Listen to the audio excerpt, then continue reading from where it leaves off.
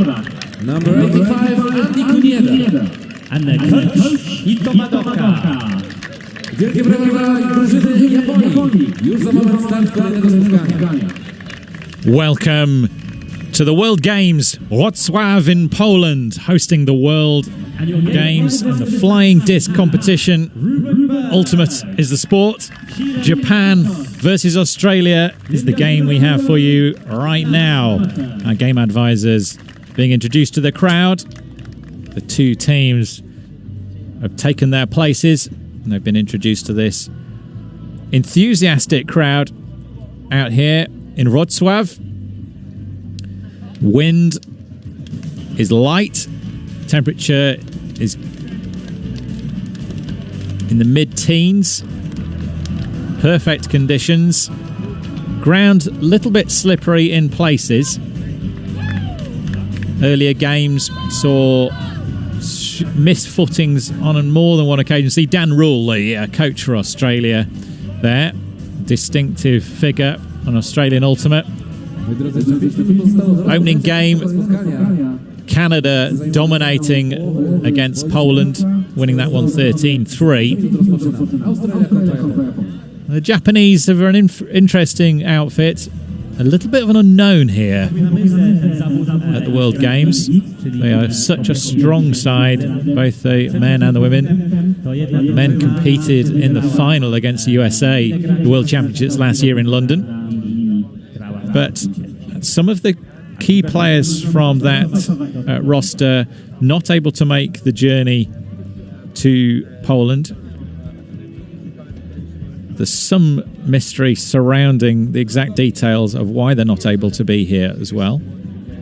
So a large number of the key players who are so devastating for Japan when they played in London aren't here, which makes them a little bit of a mystery. The women, however, for this Japanese side, no mystery. They are excellent. They came up against the Colombians in the semi-final in London, and they were knocked out by the Colombians, who played extremely well, but they are still a force to be reckoned with. So an unknown quantity. The Australians, though, have a rich history at World Games, finishing silver medalists twice in Duisburg and Cali, 2005 and 2009 respectively.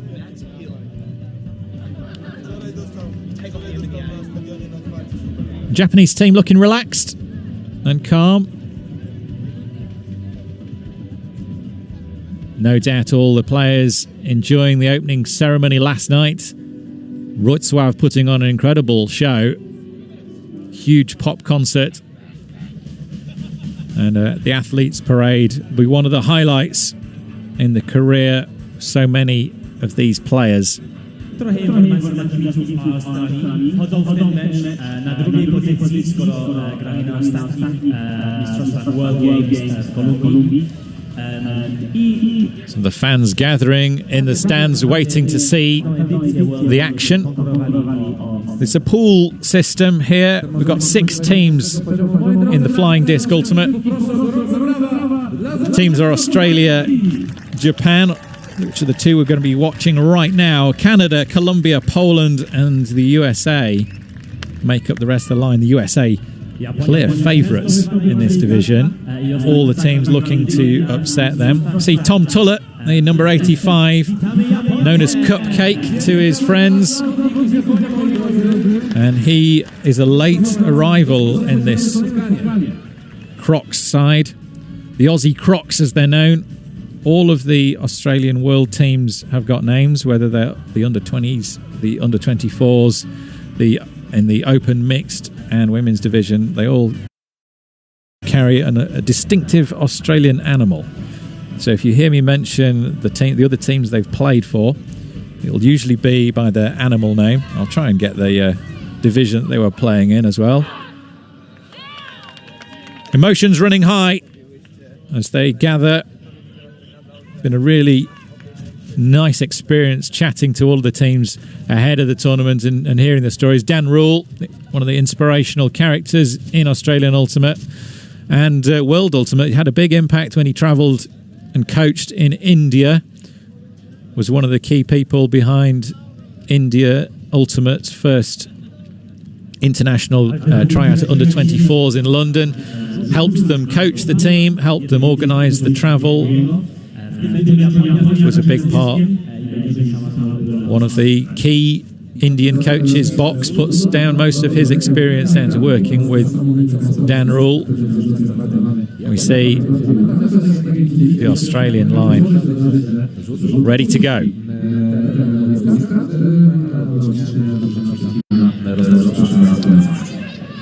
Ruben Berg, one of our game advisors. Ultimate, if you've not seen it before, is a self-officiated sport. The players are responsible for making line calls and foul calls themselves. The game advisors are there to be asked for their opinion. They do make one call, which is at the pull. If either team is across the line when the disc is thrown, they will make a call. Other than that, they will be quiet. And we're underway here in this pool match. Australia with the disc. Seb Barr, and you will see him with the disc in his hand an awful lot.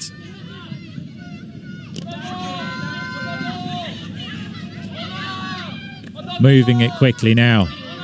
Phillips. Distinctive pink banding on her legs. One of the standout athletes. Japan using a zone defense here. Trying to stop that dump pass to Phillips. Movement down to Blakely is quick.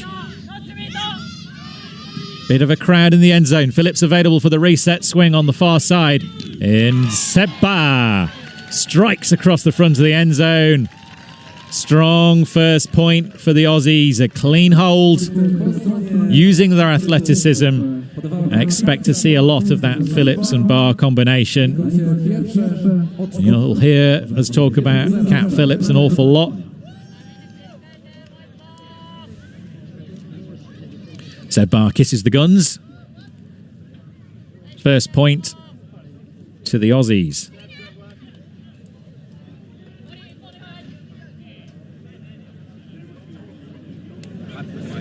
The Crocs have been working really hard to create an impact in Australia. They have a fantastic website, AussieCrocs.com. You're going to check out details of all the players and all the stories and the bios. There are fascinating tales of how these athletes have come to be where they are.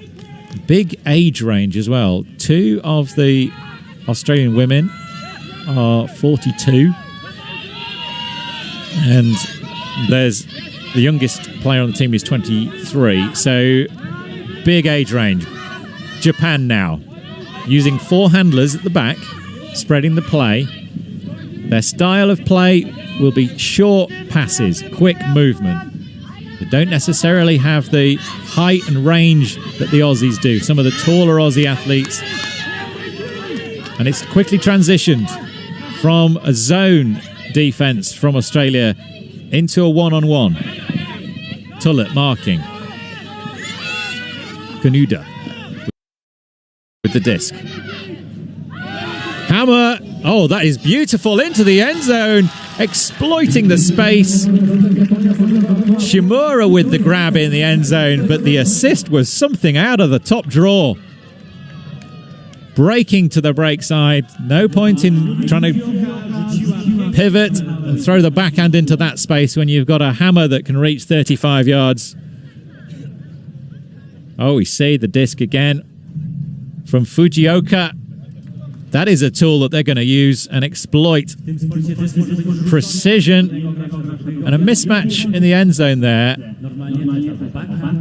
One of the things that the coach, assistant coach Matt Hill was talking to me about was when they transition from a zone to a one-on-one, they will do so to the nearest person and they won't necessarily do a gender matchup, which is a traditional way you might see mixed teams transitioning, but not this Australian side. They're going to match up to the nearest player. And on that particular occasion, they may have been left a little bit of a mismatch in the end zone. Aussies with the disc. Blakely. And he's slipped a couple of times already. The distinctive orange boots of the 23 shirt, Peter Blakely. Exchanges passes with Seb Barr. And again, he slips. He's looking for some new boots. Deep options opening up. Seb Barr into the end zone. There's going to be pressure towards the back of it. Is it going to stay in? It doesn't. Drifts out the back beyond the reach of Rosie Dawson. Not able to collect that one. A turnover for Japan. Bit of a gift. Throwaway. Pressure. Perhaps. Japonia teraz podchodzi do linii na przodzie zony, żeby zacząć swoją akcję. We see Kat Phillips plays Ultimate at the very highest level and has done since 2008. She was playing with the under-20s in Vancouver. I was out there as a commentator myself. Nobody could ignore the impact she made on that junior women's team. And her impact in the sport has continued. Japan working it nicely through this Australian zone. And again, you see the transition. 4 or 5 passes. Once they get beyond up to the Brit mark, they'll transition from a zone to a one-on-one. Big shot going up, exploiting the space and finding the receiver. Stall count rising. Stall count is initiated by the player who's on defense. Arms stretched out. Into the end zone. It's a point for Japan. A turnover. And that's the first break of the game.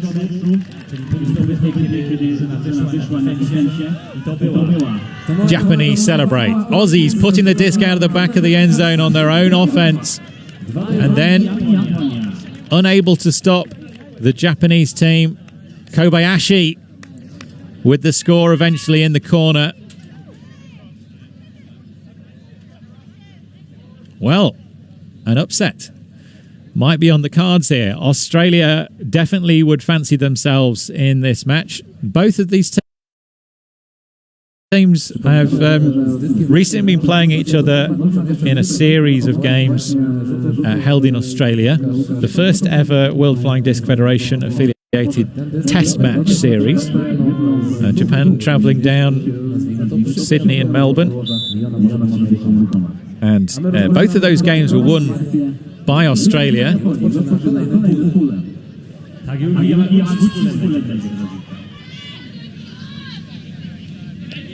See the 11 shirt of Yamaguchi.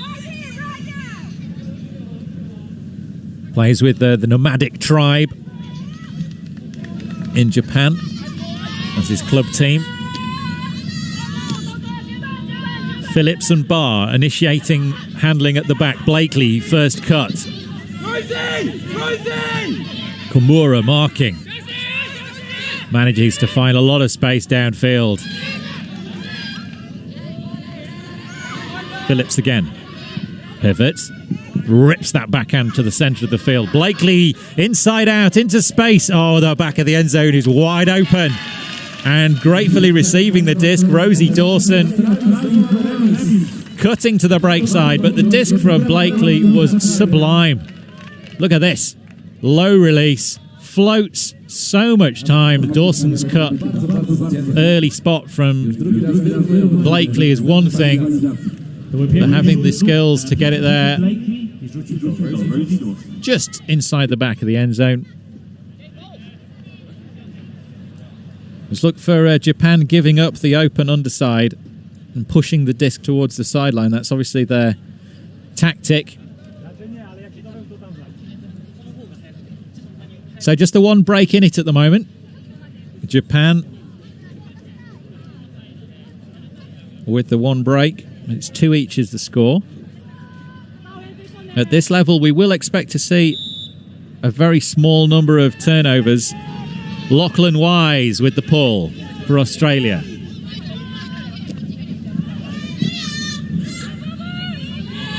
And again, starting to get the pattern of this Australian defence. sort of a sagging, almost a Japanese-style cup, not putting pressure on the mark on the disc for the first couple of passes, and then it starts to clamp down. And at some point, when the disc reaches the brick mark, we'll expect to see them transition to a one-on-one. Shimura.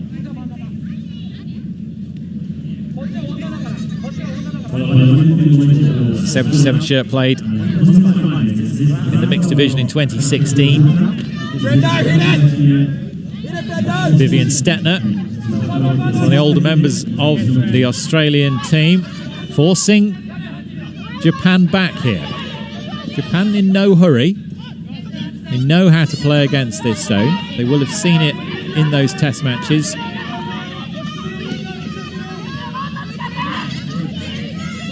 Oh, now we're going to see some spicy action. That hammer over the top into acres of space. Kanuda, Andy as he's sometimes known. Yenshima. Inamura. Inamura has it back again now. Across to Yenshima. Oh, that is beautiful. Raking across the sky, the knife disc. Front of the end zone. Fujioka. Japan with an object lesson in patience and precision here. Oh, one more time with the hammer just inside the sideline in this low wind condition. Those discs are right on, and Japan impressing. They lead this one 3-2, one break up. Hammer was stalling a little bit, but Wise couldn't catch it up. Yenshima, pivot, a little pop across to teammate Fujioka. We see the full bag of tricks. The zone that we're seeing the Australians play is a 2-2-2-1. So 2 deeps, 2 mids. Sorry, two forces, 2 mids, 2 deeps and a deep. And you'll see the first 4 creating that box shape around the disc.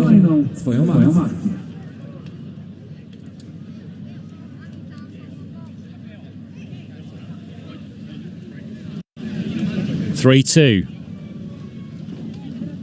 Japan off to a strong start against the Aussies. All players behind the line. The game advisors will signal if they're not. And that disc is just stalled in the wind and landed in the stands.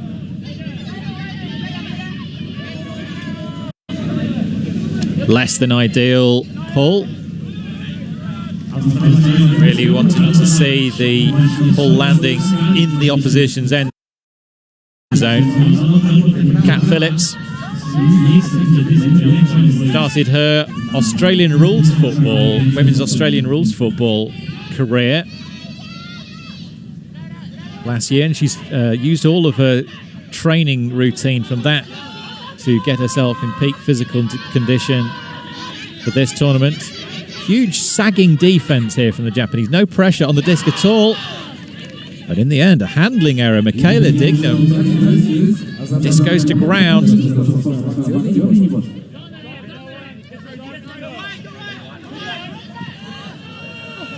Oh, that's an unfortunate miscommunication downfield between the Japanese players. Mark Evans for Australia. Across to Phillips. Tall, rangy, powerful.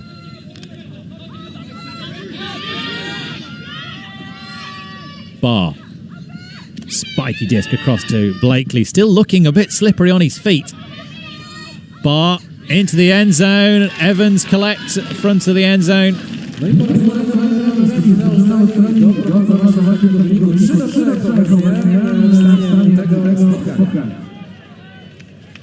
And in the end, that turnover from Japan, giving the Aussies a chance to hold. But Japan have looked strong in the first 6 points of this game, scoring at a nice rate as well. See the 3 coaches there, Dan Rule in the middle, 3-3. Australia kontra Japan. Alongside Greta Murdoch and Matt Hill.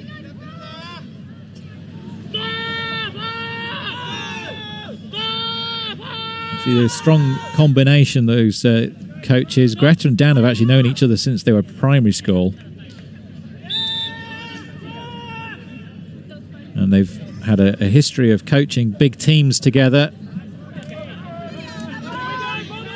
Huge pull, middle of the end zone, much more like it. That's what we want to see. Fujioka.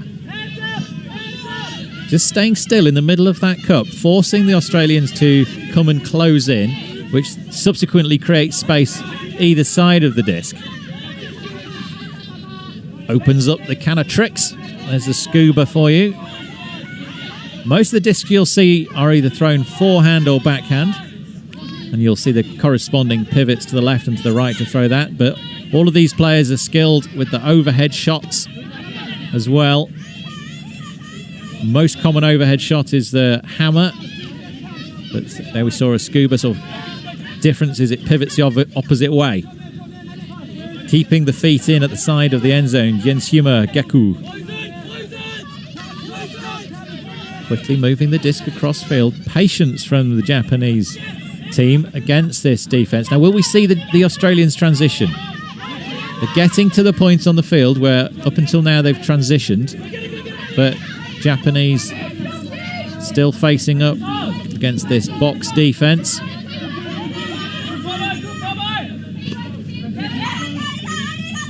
Yenshima beautifully exploiting the space behind the cup. Another hammer rolls across, corkscrewing towards 77 shirt of Shimura. Tension builds. They've stayed in the zone this time. It's looking a little different though. It looks more like a junk one chase, a wall of three ahead. Certainly putting pressure on the disc with a single chase this time. Rob Andrews, game of cat and mouse here, positioning the players. Neither team wanting to give away possession or field position. Oh, that is a nice little exploitative disc across the top to Kobayashi. Finding the space. You can see the space on the far side of the field. This is real masterclass stuff from the Japanese. Taking their time, valuing the disc. Blade into the end zone. It's inches from the edge of the field, but Andy is there, bringing it down.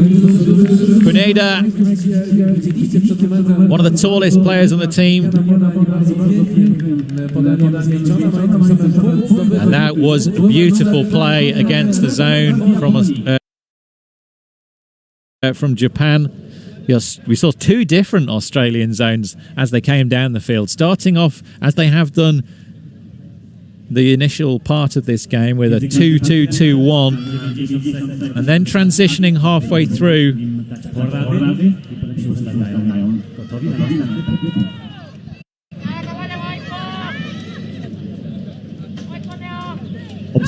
Aussies under a little bit of pressure. Japan asking the questions.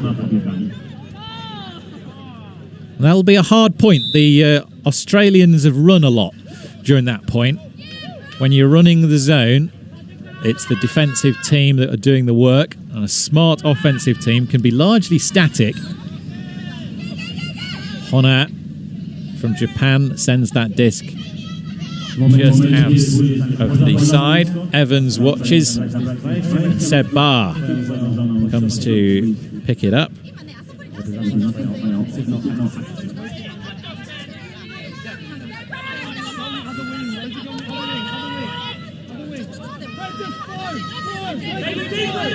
Evans. Oh, there's a hammer of his own. Beautiful to the far corner of the pitch. Back to Bar.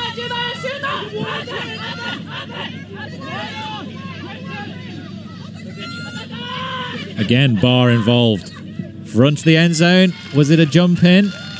No complaints. Ashcroft scores.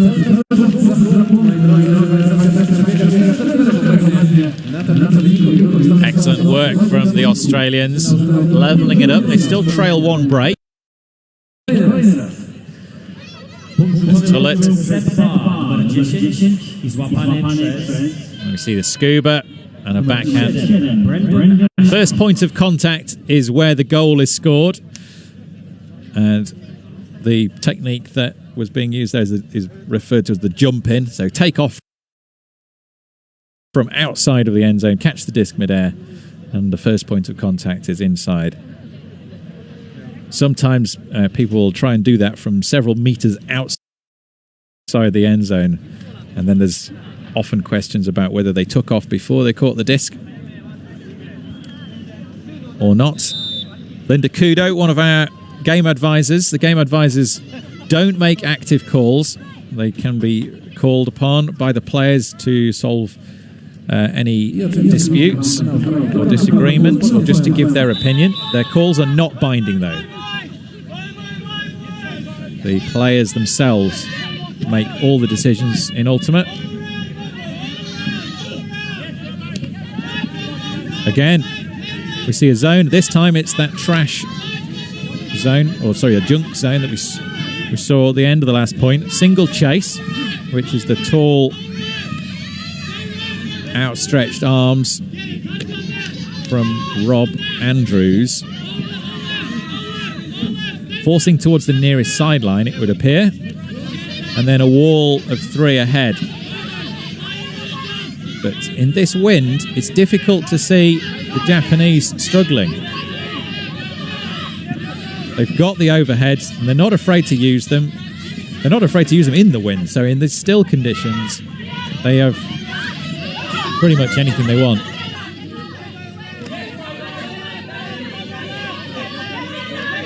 Yeah, wall of three, single chase. Andrews is doing the leg work to stay active on the disc.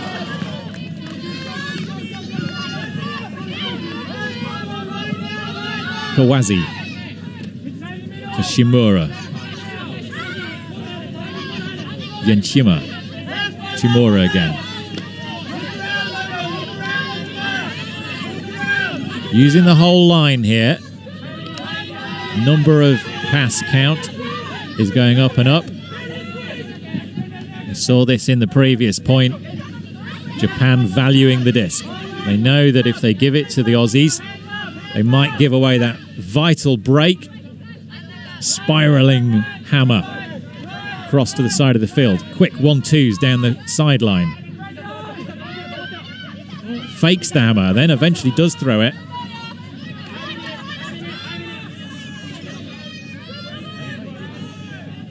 Shimada and Inamura exchanging disc. Inamura across to Shimura.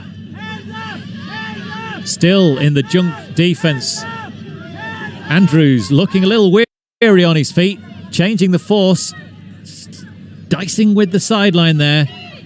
Spiraling hammer. Front of the end zone. Japan knocking on the door of another incredible offensive point against this tight Australian defense, and they have done it. And the Aussies know that they're causing the Japanese trouble, but they are not getting near a turnover. They're not getting near a defense, and the Japanese just taking their time, working it in. This is brilliant patience from the Japanese. And they'll be relaxed playing this way, comfortable to keep the disc. So just the one break in it, and there's been very few turnovers. There was a point at 3 each where both teams turned it over. Other than that, the game has been completely clean. The highest quality Ultimate we're watching. Dan Rule talk to the team. Trying to get them riled up and ready to go.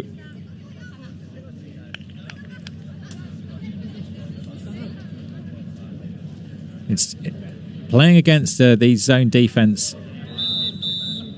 Quite often just trying to work out where the spaces are. all the different zones leave spaces in different places on the field, and they give different opportunities for different types of throws. Generally, we see in the men's game, we see a lot of zone when it's windy. In the mixed game, though, zones can be really useful in all conditions. Turnover for Japan. Having got the one break up already, this is a huge opportunity for them to score another one.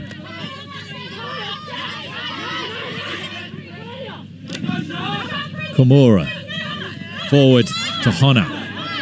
Big fake round, contact made. Call against Evans.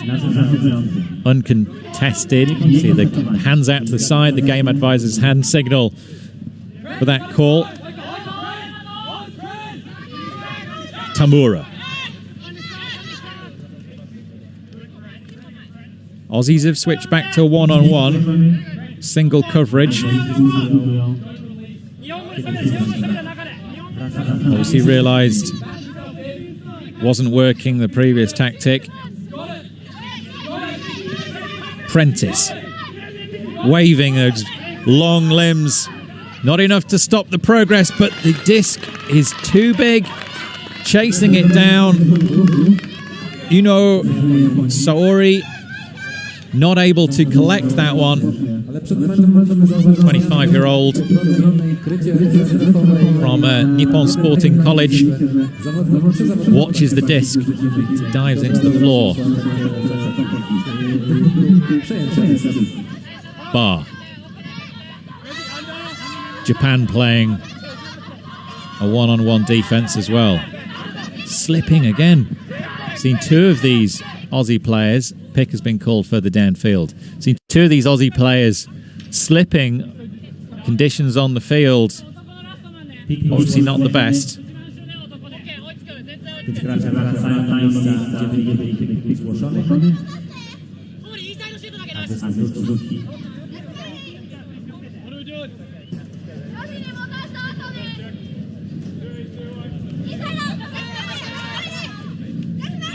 Blakely centers the disc.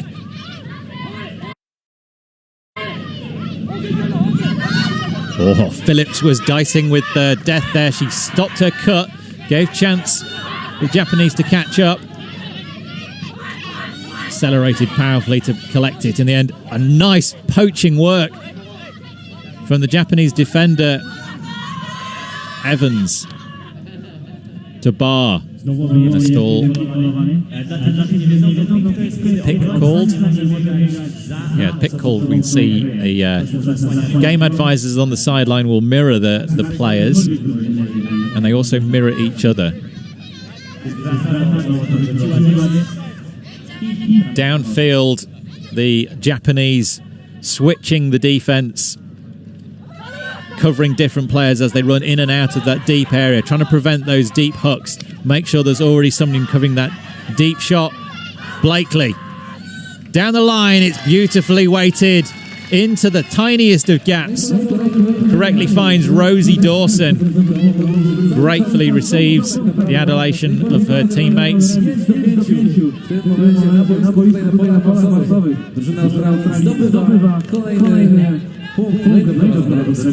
Dawson, one of the younger members of this team.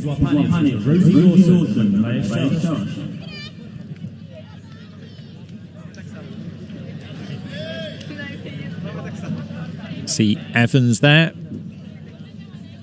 And the hand signal above the head is referring to the gender mix of the line.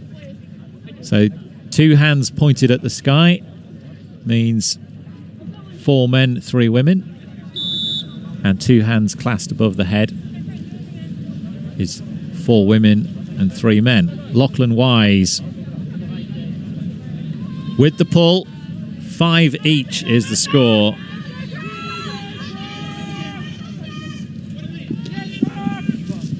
This game is right on a knife edge at the moment. Really impressive from both teams. Big pressure starting to build now, middle of the end zone. We're in Callahan territory here. Australia, if they catch the disc and land inside the end zone, it's an immediate point. No need for any further work from them. They've managed to get themselves out of the end zone.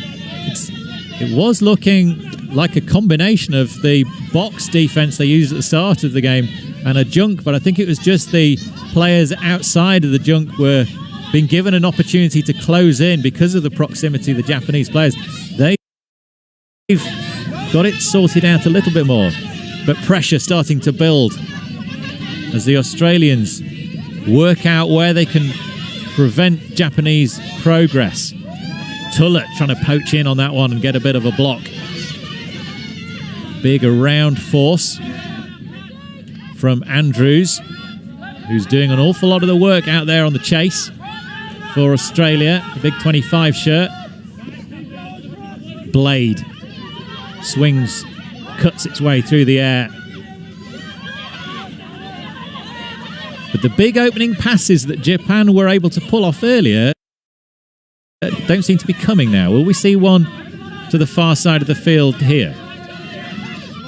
The stall count will be Andrews counting up to 10. The T of 10 is a stall out. And the Japanese players, if they hear Andrews counting too fast, will call a fast count. Most of these players are very good. A little push pass there, using the finger to release the disc on the outside, pushing it forward. Oh, and there's a beautiful layout block. Andrews having done all the work on the chase, and now he sprints deep, accelerating powerfully. Huge moment in this game. Phillips to Wise. Wise into the end zone, chasing and Gus dying. Wentworth not able to reel that one in. Too much. See the frustration. They know what a big opportunity that was. The Japanese have not given the disc away. And all of a sudden, incredible, explosive defense from Rob Andrews gave them the disc, gave them the opportunity. But the hammer, not the same careful attention to detail that was required and has been shown from the Japanese. 5 each, right in the balance this game at the moment. Pool game at the World Games. The first match for both of these teams. Tension building and building in Amura.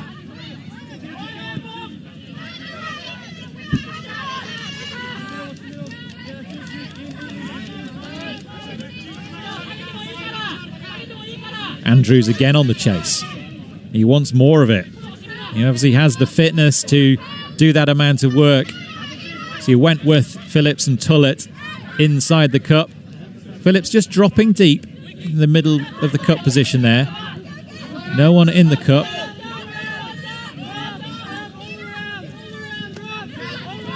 And not crashing in when the Japanese are there.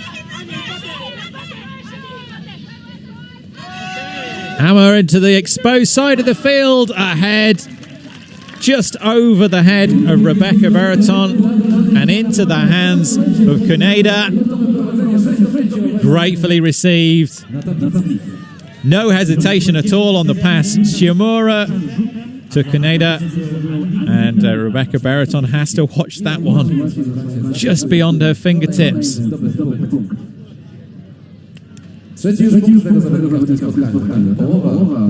Wow. Well, this couldn't be any closer.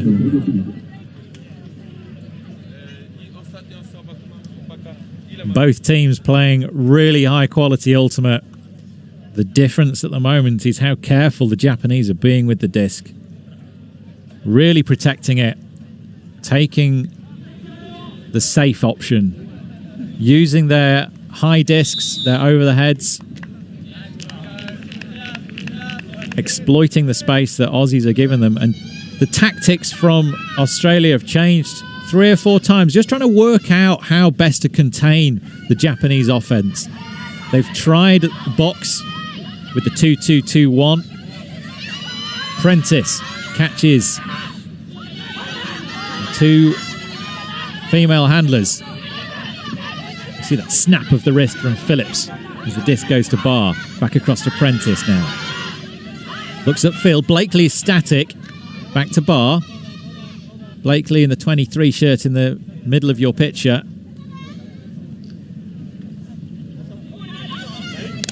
Seb Barr wearing the Aussie Crocs hat. Another one of the teams that had a squad of 20 Aussie Crocs. Only 14 on the travel team. Peter Blakely, one of the captains.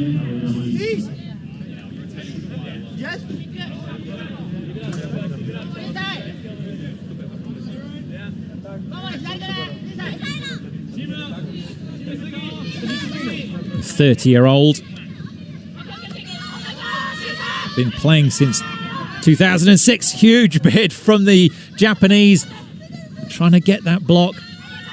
The sort of pressure that they'll feel. They'll know the next time he makes that cut, there's going to be someone on his shoulder. Barr, a little bit more space this time. Looking at the break side cut to Blakely. Down the line, not available either. Japanese doing fantastic work. And just floats that into space to take away the options deep, to take away the options under. They're so close. High grabs required. But still, taking the 100% passes. Phillips pulls out of that cut as Blakely cuts ahead of her, saves the energy for the next effort.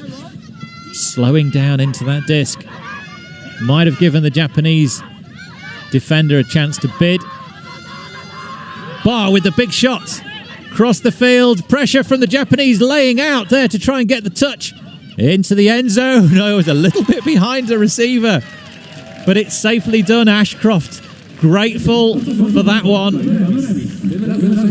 Both teams really guarding and being careful with this disc. The hockey assist from Barr just beyond the fingertips.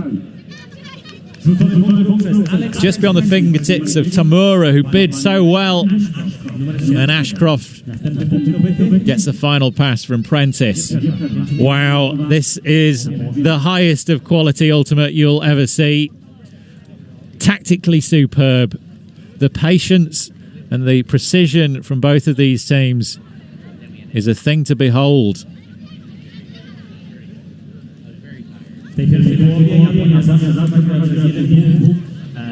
Just one break in it.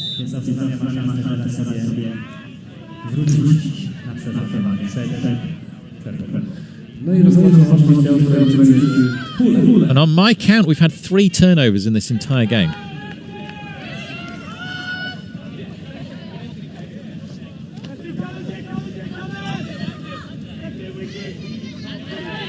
So, 6 each.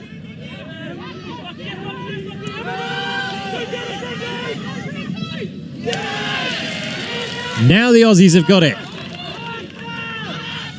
Flick to the space. It's going to be Japanese pressure on this. Bids. Too much for Tullett.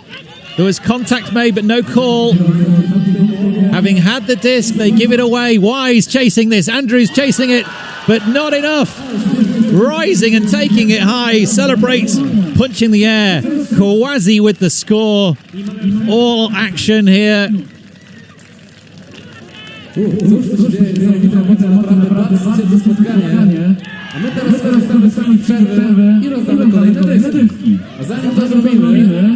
See the grab running down. Oh, perfect timing. Nothing Andrews could do, nothing Wise could do. Justifying the celebration. Kawase.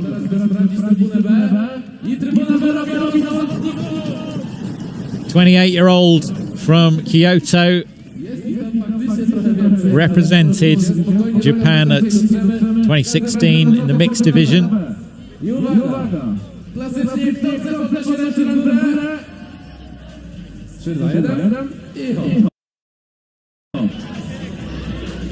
Well, this game is on a knife edge as Japan take Galaxy Point, take the half. And we have set ourselves up for one of the most exciting second halves this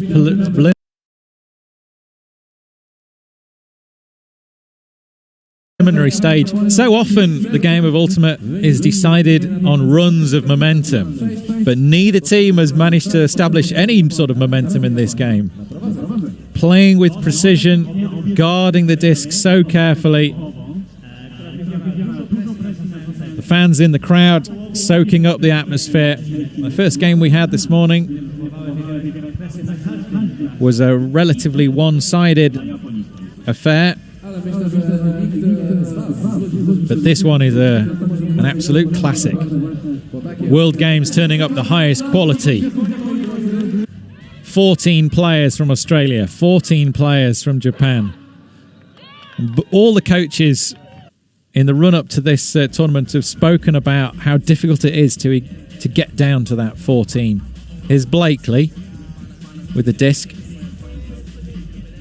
on that fantastic inside out. So difficult to throw from that position, low to get the distance right. Dawson is the target, hovering just enough. The inside out is when the outside edge of the disc is lower to the ground, and that forces it to curve back towards the player. And this is the opposite throw, which is the outside in, or a roll curve, rolling down towards that corner.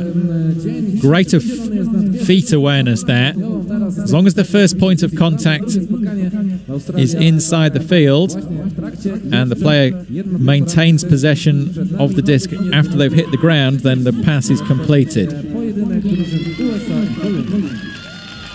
An incredible first half of Ultimate from Włocław. And this is Andrews flying, fingertip touch. And ending the day at 6:30, USA, Canada.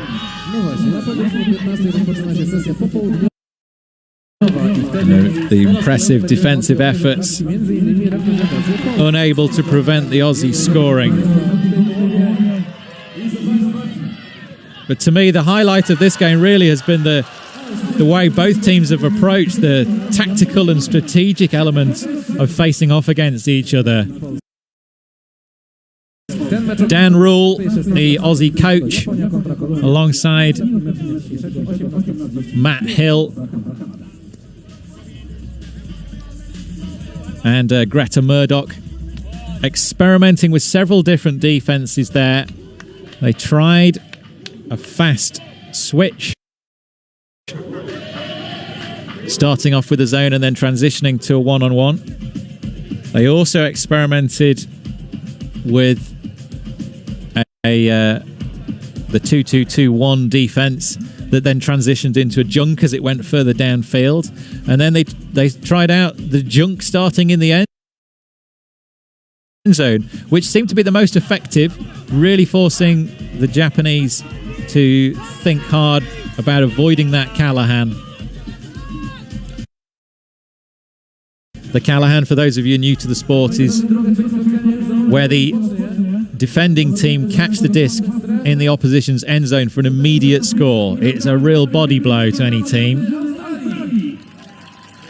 The offensive line for both these sides will be looking to score every single one of their offensive points, and they know that a turnover is huge momentum shift.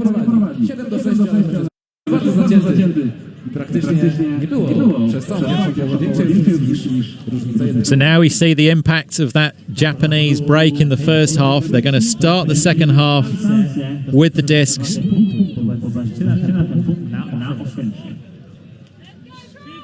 Japanese have completely shut down the Australian deep game in this opening half. Lucky enough to have Sean Scone, aka Brummy, one of the coaches for Great Britain at the World Games in 2013, providing his tactical insights as well. The Aussies needing to keep swinging the disc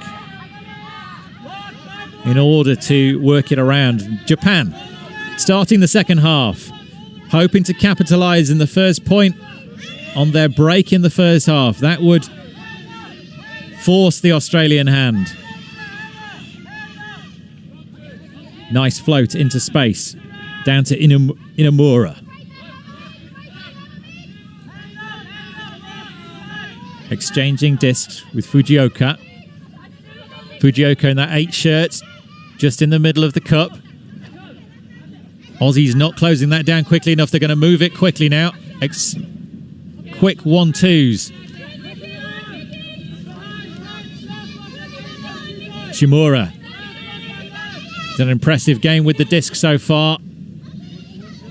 Opening up a range of exciting weapons he's shown us. Sato.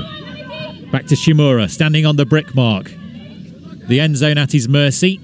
Loses a bit of footing as Lachlan Wise makes contact. No contest. Stall back on 0.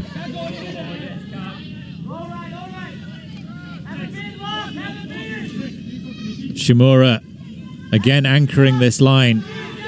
Genshima. Shimura. Blade across the end zone. Oh, it's beautifully found. Kaneda again. He has been just loitering back there, lurking like a shadow. The Australians didn't pay him enough attention, and the Japanese finding him. Heat-seeking missile of a disc right across the end zone. Gratefully received. Japan making the best possible start in this second half. They have opened up a 2-point margin for the first time in this game, scoring either side of the half. 2 offensive holds, 2 clean offensive holds.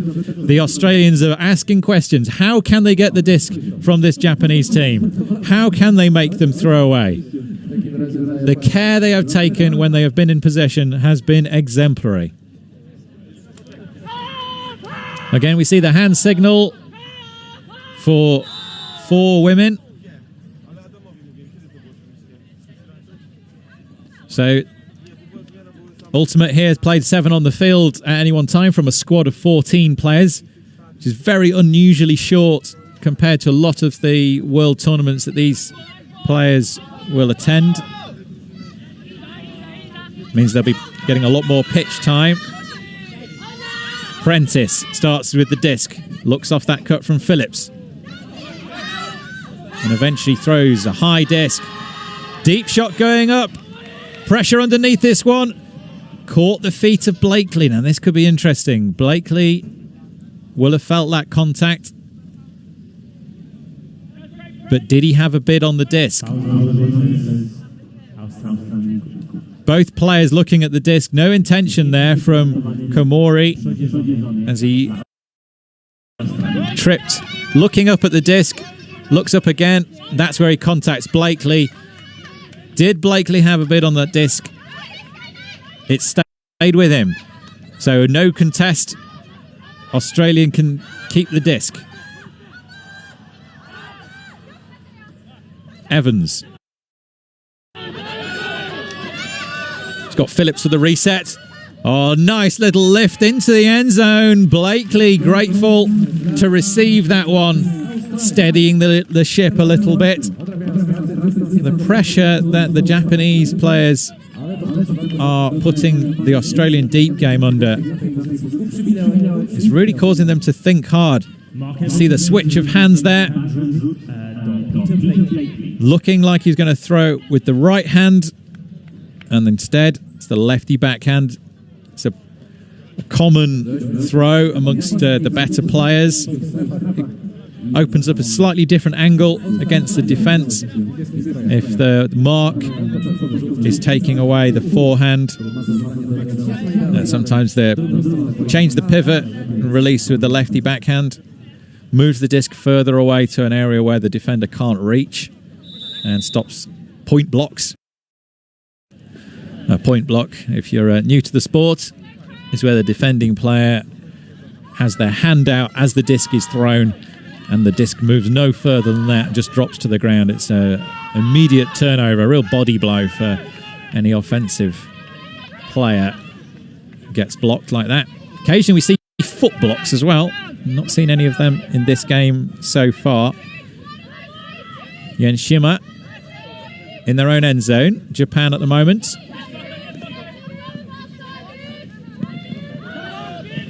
Nice continuation lead pass. The movement from Japan is solid, but great coverage from Wise there, taking away that option. But the pass goes anyway, eventually into the end zone. It's going to be a big bid. Not able to collect it. Japan have turned it over. They've thrown a disc, which we've not really seen so far. Just difficult grab. That's such a difficult read to get the trailing edge of the disc with the back of the hand open to the plastic. Not an easy disc. And Australians with a chance to go get that break back. They need to, because Japan started the second half with the disc and had the break in the first.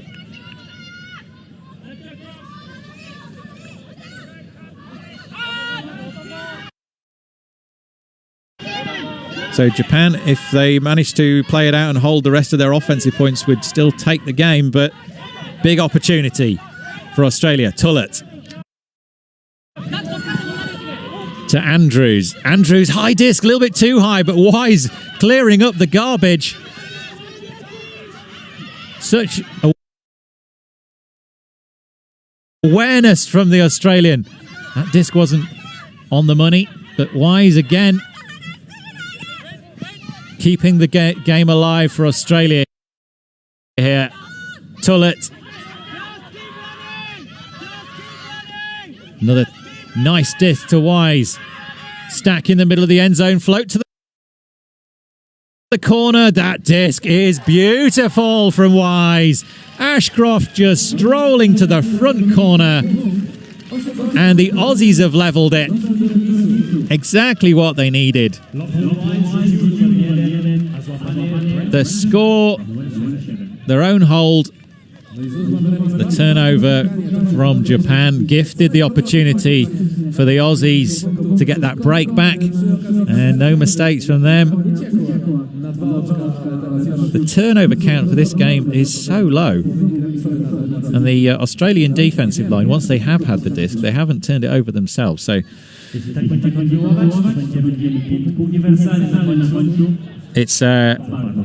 it's been a real pleasure to watch this game. Australia 8, Japan 8. Japan with a slight advantage that they will receive this next point. The turnover count for the entire game is 6.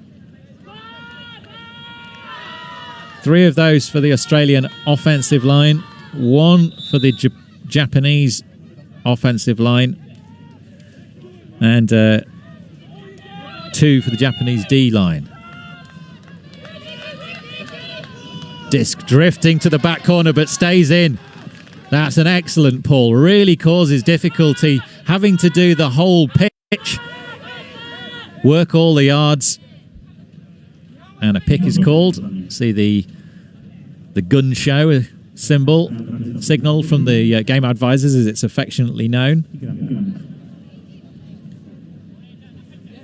Shimura, we've seen so much of him in this game. One of the more experienced players, plays with the Osaka Spirits, the 35-year-old. Huge disc now, floating's be pressure from... Oh, what an enormous grab, but clattering through 2 players, one of his own team, one of the Australian players as well. Looking like they've gone down very hard. Going to need the medical attention here.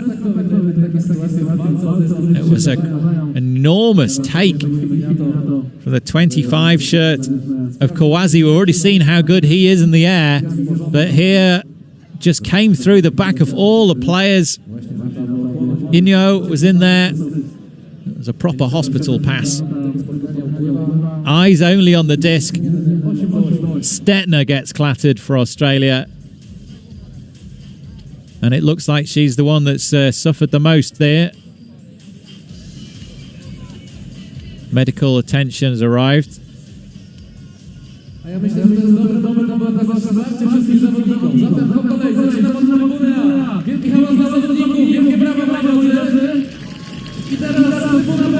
And these injuries are a worry for the team. Only 14 players in Poland as part of the travelling side. If you lose one of them, then you're down to 13. There is no replacements. The alternates are announced before the tournament, and they can be brought in if players suffer an injury and have to pull out. But once you get here, the travel team is limited to 14 players.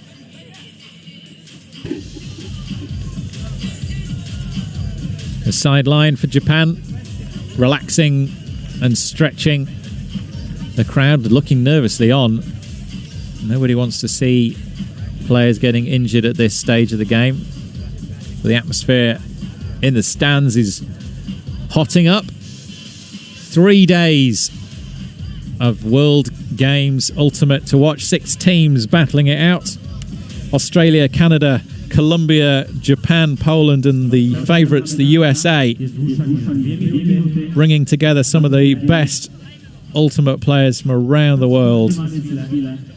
And the selection process for these teams is something which is closely scrutinised in the Ultimate community. Very interesting to see who made the cut, who didn't make the cut, whether the coaches were going for just the top players in statistics terms, or trying to build a squad that can play a particular strategy. Stettner gets to her feet.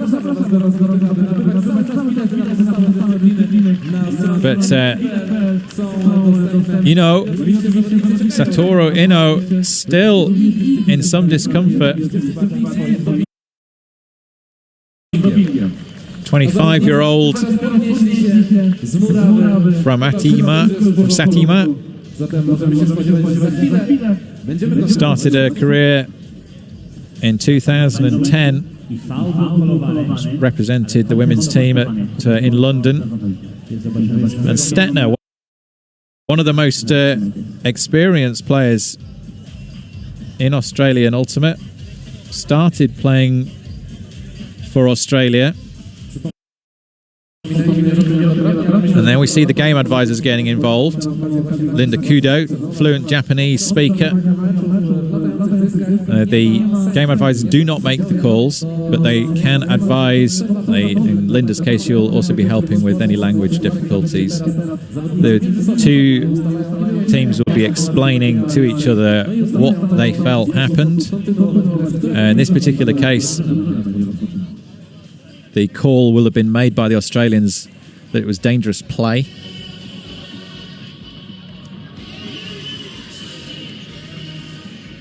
It was a clean take. The Kawase had a clean shot on the disc and was only watching the disc, had no idea that the two players were there. We'll wait to see the result of that call. International team of game advisors from all over the world. Yes, Stettner started her Ultimate career for Australia with the Thorny Devils, the women's team, in 2000. She had a bit of an Ultimate career break, but has been back playing with the Barramundis, the mixed division in London in 2016. She's 42 years old. We just see her getting checked out there, making sure that there's no injuries. Looks like it was just a nasty shock. Huge blow she took, along with her Japanese counterpart. And the disc has gone back. Player's not able to reach an agreement, so the disc goes back to the previous throw. Japan beginning again. Inamura. High stall count, but she still manages to get the disc off to Kobayashi. Back to Inamura. Beautiful leading sidearm. Rolls around to Fujioka. Pick called further downfield. Wentworth marking. Sarah Wentworth, one of the captains for the Crocs. Fast hands, an athlete. Inamura now for Japan. Chasing back. Shimura. Been devastating with his toolkit of throws so far. Genshima. Inamura's available, but looked her off on the first occasion before taking that option. Evans marking, disc into the end zone. He's picked off by Tullett. And there we saw the Aussies again picking up the nearest player, not going for a gender matchup, exactly as Dan Rule and Matt Hill and Greta Murdoch will have planned. That was part of their strategy, is on a fast transition. They'll pick up the nearest player. They're happy to take those switches. Coverage is more important than having a good gender matchup. In that particular case, it's worked out well for them. They have the disc. Big moments here. This would be 3 points in a row for Australia if they could punch this one in. 2 breaks back to back. A real clinch point in the game. Tullett.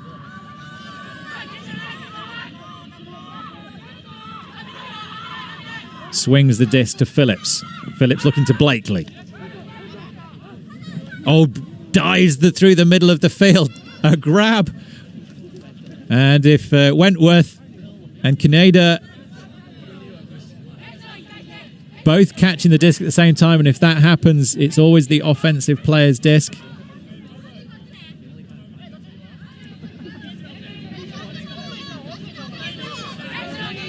Wentworth, one of the Crocs captains. Tullett finds Andrews. Blakely cutting across. Underneath is Phillips. Again, we see another Australian player slipping. This time it's Tullett who gets to his feet and receives the disc back from Phillips. Low release. Blakely this time. Again, crashing to the ground. They're going to have to assess their footwear for future games. Not been able to keep their footing as well as the Japanese players. I've not seen a single Japanese player slip. But the Aussies have been all over the place. I'm not sure if they're using studs or some sort of blade, or whether the ground is just softer than they were expecting. Shimura, the player on the mark, 35-year-old, plays with Osaka Spirits. When he's not on the ultimate field, he's trail running.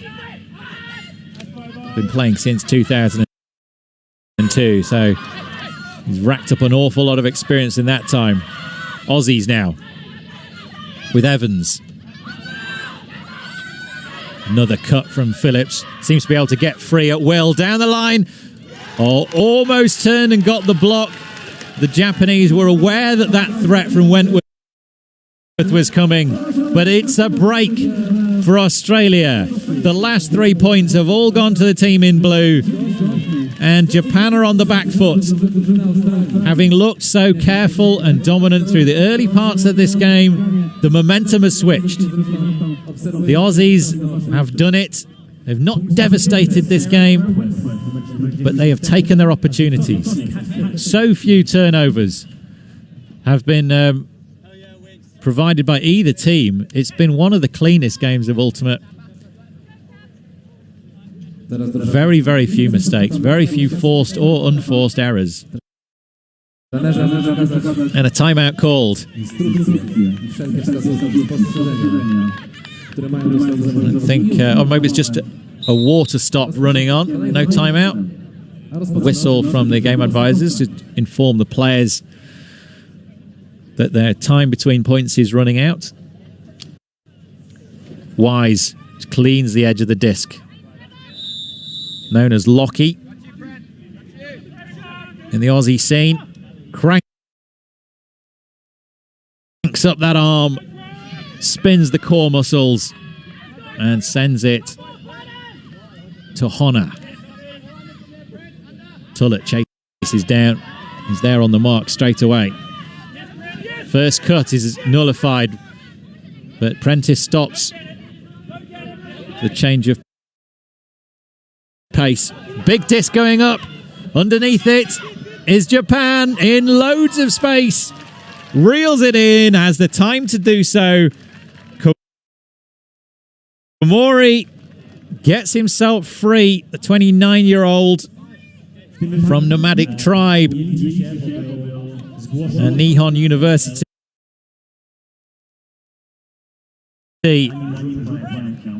Got the separation from Wise, used his speed. Nothing Wise could do about that once the disc was in the air. He's still pulling away. Komori with a vital hold.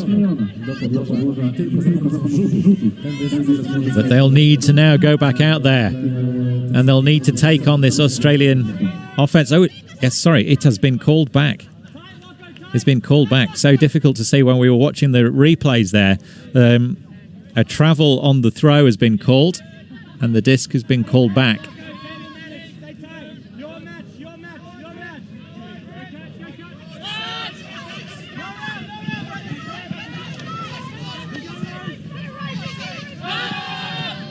Big disc into the end zone, exact repeat of the last point. And at this time, Komori has a quick look back, check there's no travel call.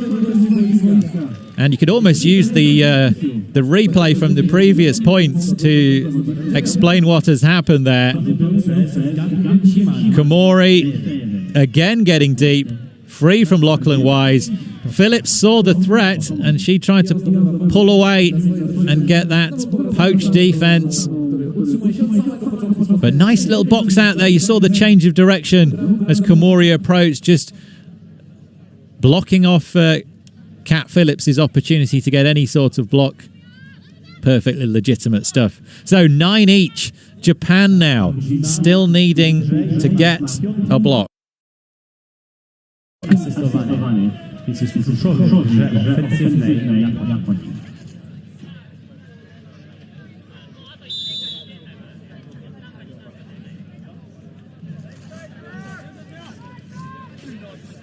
Nine each in the most tense of games. One break in the first half went to Japan. They scored out of the second half to put themselves into a really good position. But the Aussies have responded with 2 breaks of their own, and that's how it lies at the moment. Phillips and Prentice, the women for Australia at the back. Now moving forward. Michaela Dignam. And a block for Japan running through. Yamaguchi gets the block for Japan. It's the first time we've seen Michaela Dignam with a disc in hand. And straight away throwing a disc which is turned over. Hona, little discussion there with Evans.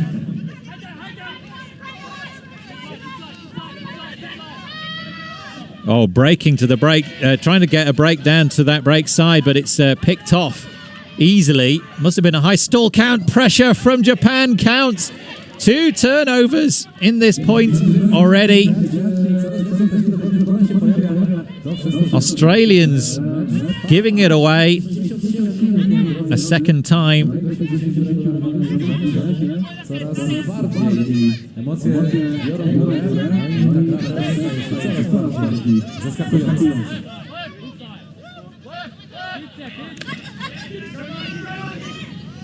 A pick called, and the disc will come back. So that's 3 turnovers in this point.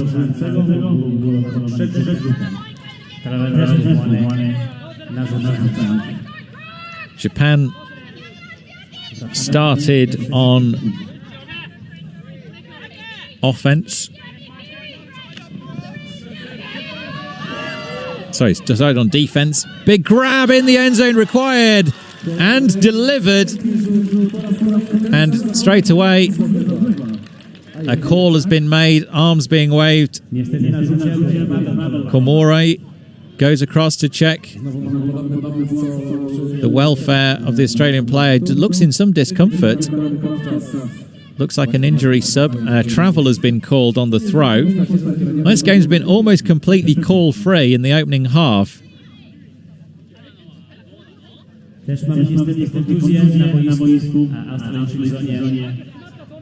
But we've had a couple in the last minute or two. Let's have a look at that throw. Not sure quite where the travel came from there. Wasn't obvious from the replay. Evans with the 14 shirt, marking Honor. It's a tricky, risky little disc forward. High stall count. Now he breaks deep. And a great get out of jail free cut there. Advancing the disc now. Japan just short of the end zone. Has to run in and then run out again. Playing some short ball into it. And does so. Honor catches a team point there. Rolling sidearm down the sideline. And Japan get a turnover back. 2 points for them. So from the first half was very rhythmical. 1 point each with a one break as an exception all the way through. Very, very few turnovers in the first half. And then the second half has been a completely different story. 3 points in a row after Japan took the opening point out of the half to Australia, put them into a 9-8 position, recovering from that break in the first half. But Japan re-establishing themselves in this game after what could turn out to be a decisive couple of turnovers in the same point from Australia. Pressure starting to build. 10 minutes before the time cap comes on. It's a game to 13. And at 80 minutes, the time cap will go on. The point will finish. 1 point will be added to the top score at that moment, and that will become the target score. So we don't play to a whistle. As I say, a whistle blows in the background. The whistle's blowing in the background just to give the timings to the players about when their pull is due to go out, and in this particular case, when the timeout is over. Greta Murdoch, one of the Australian coaches, signalling. And we see Stettner still on the sideline, still in some discomfort from that blow earlier in the point when Kawazi took a huge grab, but took out two players, two women players ahead of him in doing so. One from his own team and Vivian Stettner from Australia. The Japanese player took out was Inyo, and we haven't seen her back on the field since either. Hope she's recovering well. Prentice. Distinctive figure of Prentice and Phillips. Tall, speedy. Phillips with the disc now. Two Japanese players get caught up in each other. There's some freedom somewhere else, but the Japanese defense are masters at switching around. Seen them take away so many of the deep options for Australia already in this game. Prentice looking to find a disc out anyway. Tamura. Foul call coming back in on 0. Great example of self-refereeing. Contact is made. Prentice calls the foul. Tamura, no contest. All the fouls unintentional. Phillips, and a Japanese player goes down. So Prentice is free, points to the end zone. Blakely sees her, but can't get a disc off. Instead, uses a short field pass to Phillips, who finds Barr. Oh, to the break side. It's a high release backhand. Just toes the line, just short of the end zone. Ashcroft looking for something here, looking for anything. Reset to Barr, guarding the disc. They cannot give this disc away. Oh, that is nice from Barr. Drops the shoulder, floats it forward. And Sebastian Barr makes the assist. 10 kolejny już remis w dzisiejszym spotkaniu. Te dwie drużyny cały czas punkt za punktem grają. Niesamowite jest to, co się dzieje na boisku, naprawdę. Short field to Blakely. The two of them know each other so well. 29-year-old Barr started playing in 2007 and currently plays with the Heads of State team. Part of the 2016 Dingoes side that played at the World Championships in London, the men's division, and also one of the returning players from the World Games campaign in Cali, Colombia. One of the most distinctive and well-known players in the Australian game. Są razem złączone i najlepsze 5 drużyn kwalifikują na World Games. I oczywiście też mamy Polskę. Before he was a competitive ultimate player, he was actually a competitive swimmer as well. At the age of 18, won gold at the state championships in breaststroke.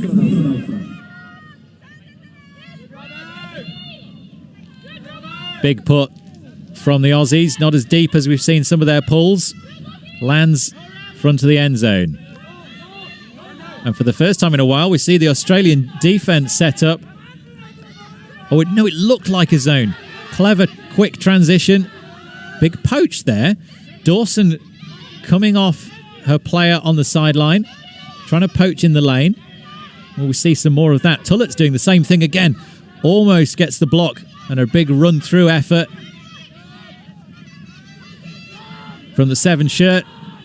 Cannot stop Japan at the moment, though.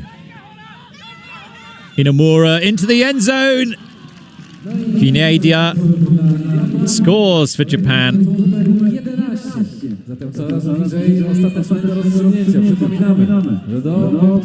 And it's 11-10. Well, this game has turned out to be one of the most exciting matches of Ultimate. So close and so tight all the way through. There's only been a 2-point margin at one point in the game, straight after the half.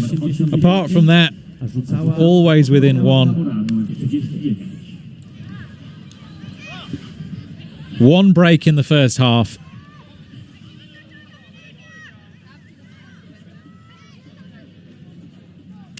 The O-line for Australia has been possibly the slightly weaker of the two lines when they've been out on D, and they've managed to get the turnovers.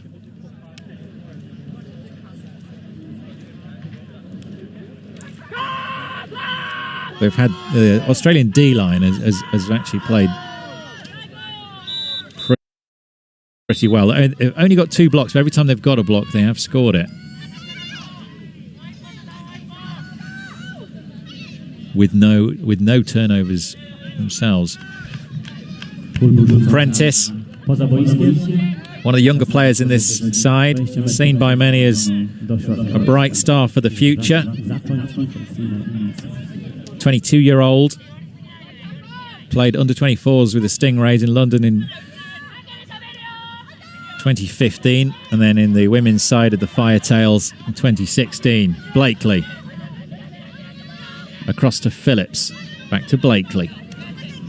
Nice work here against the Japanese zone from the Aussies, and the Japanese transition nicely. Calm release from Phillips, finds Prentice in space, and the Japanese seem to have transitioned back into a zone. For a second there, it looked like they'd gone to a one-on-one. Now they've transitioned again. and it looks like they've transitioned again. I'll admit, don't quite know what they're doing. They're either extremely well organised or I've misread the defensive strategy. I won't be surprised by either, to be honest, but Prentice to Barr. Still being careful with this disc. Both these teams being completely clinical. There was a cut available down the line. Evans had got himself free, but Seb Barr determines not free enough. I need you to be completely free. I'm not going to take anything less than 100% pass. Prentice. Waves the disc at the end zone. Going to need a reset now. Just coming out to the end zone, it's Phillips. Just looking for that front of the end zone work. Celebrates. Evans spikes the disc. Gets that 100% work from Australia. So careful, so precise. They looked off so many passes there, but again, in the end, it was Evans threatening that back corner, forcing the Japanese player to take that threat seriously, and then just dives inside. Phillips delivers the disc, and the Aussies score.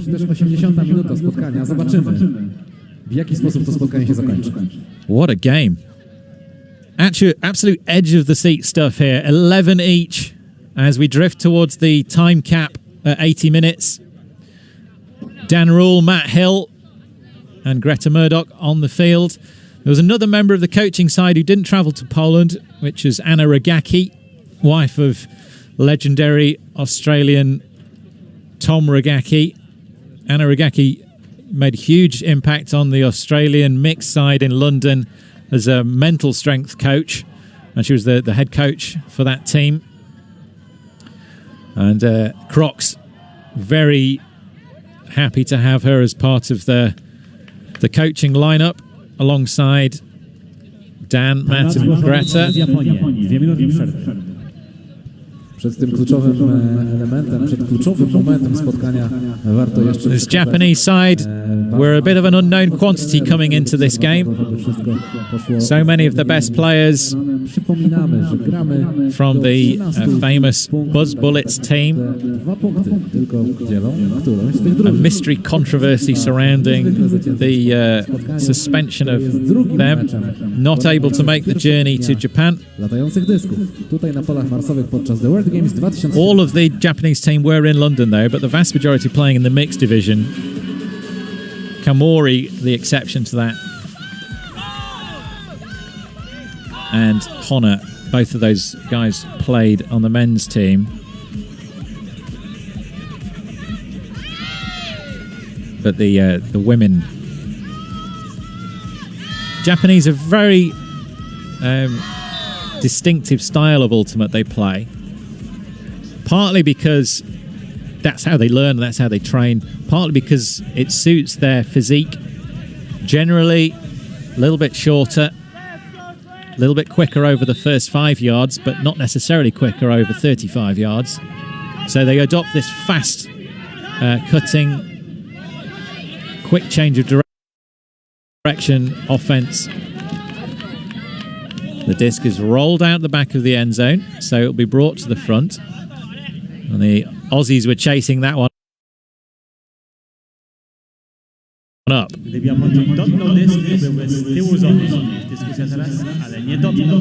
the time cap is on.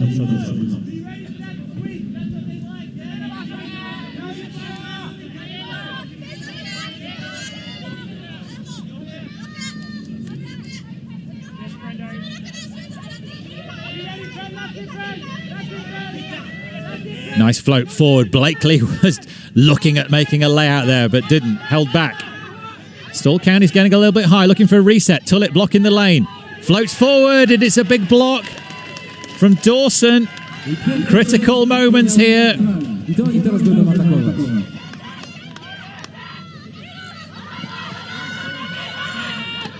Tullett.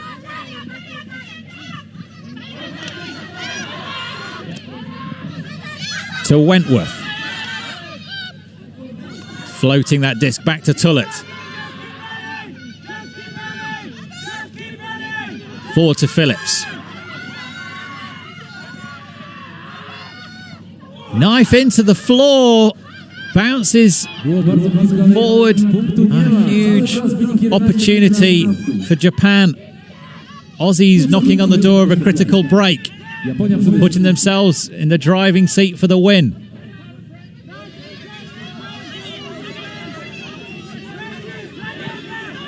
And the wind rising in Włocław.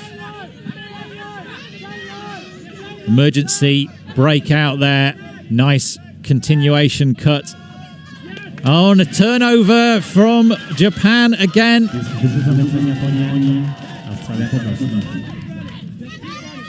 Emocje naprawdę sięgają zenitu, bardzo zacięta teraz gra. Każde zagranie, każdy błąd będzie tutaj istotny. The time cap is on, which means this point will be scored. Przypominamy, że gramy And after the score, 13. it'll be a game to 13 regardless, because next point will make it 12-11 to somebody, regardless of who gets it. Nearly getting the block on Blakely, but Blakely sends it. Tullett chasing down. Oh, yes. Red basket for Cupcake. 85. Celebrates. Takes the high fives. Aussies in the driving seat. What a crucial moment to get that break. The bid from the Japanese player was important, but almost staying on his feet would have been more important. Tullett waves the badge at his teammate. You can see the relief. What a crucial moment in this game. Every team in this tournament knows it's a six-way pool. Every win matters. Every point matters. It could go down to a three-way tie. Tullett rises to the occasion, and you've got to give credit to Blakely for that disc as well. Inside out into the only space on the field that Tullett could get to. The defender had no chance at all. Clock rising. Can Japan score this one and take us to Universe Point? Key moments in the opening games of the World Games. Poland playing host to an absolute cracker in the flying disc division. Mixed ultimate providing a superb showcase, and a timeout called. Slightly late. See one of our game advisors there, Walter Kwong, signalling the timeout. Tom Tullett in good voice, keeping the spirits up.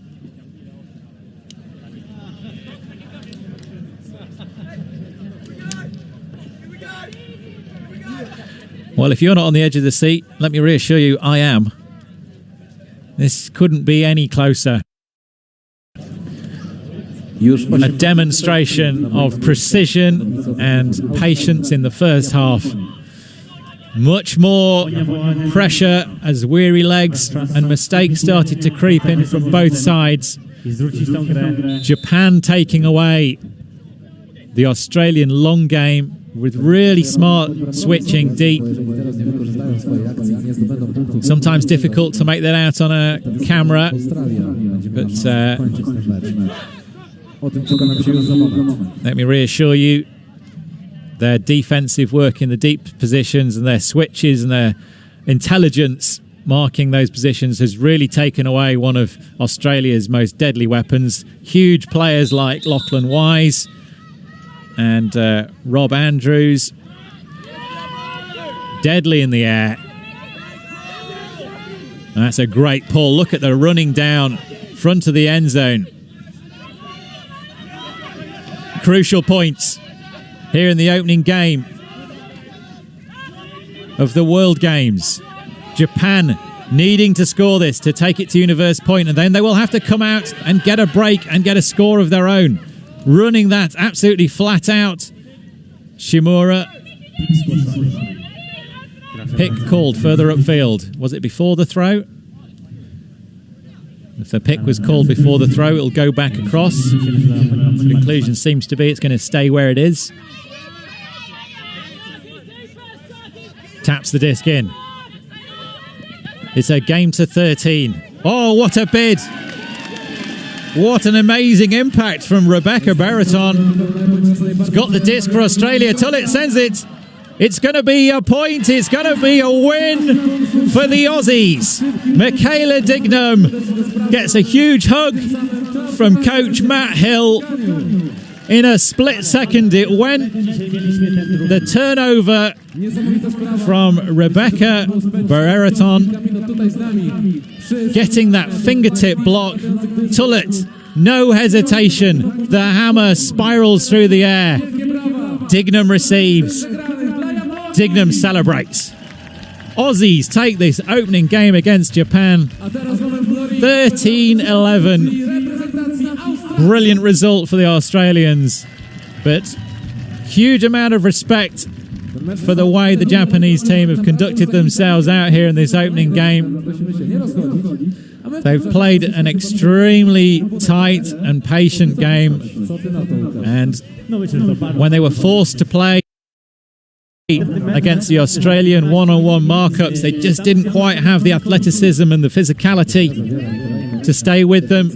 But this game has been won by millimetres. The finest of margins, the highest level of ultimate you're ever going to see. The World Games living up to everybody's hopes and expectations that this would provide a showcase for the sport to really demonstrate quite what an exciting spectacle it can be.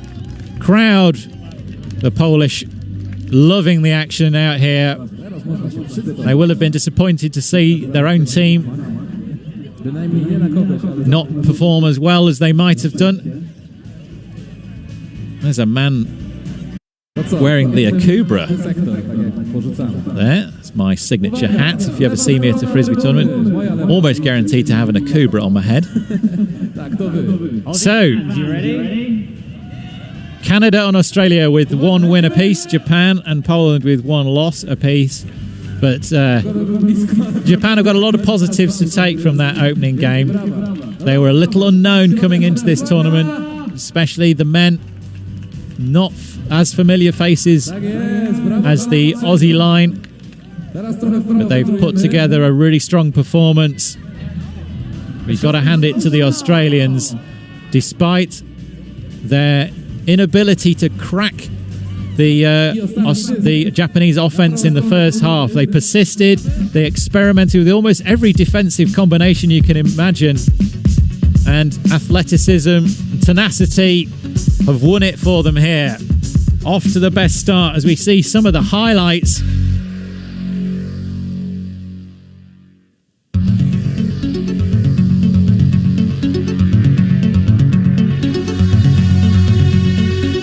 Barr, key player throughout this game. This was a key moment in the first half. Andrews, having done an awful lot of the chase work on Junk, getting that fingertip layout block. And Kawazi showing how devastating he can be in the air. Out jumping and skying two tall Australians.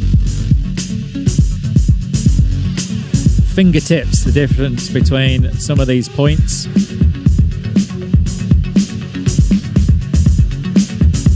Big discs down the line.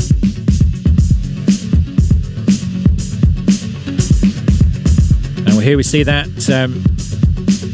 catch. Stetner underneath that one. And Inyo as well. Two players quite badly injured. We didn't see them playing any further parts in the game. Cat Phillips showing the difference can be an inch of grass between success.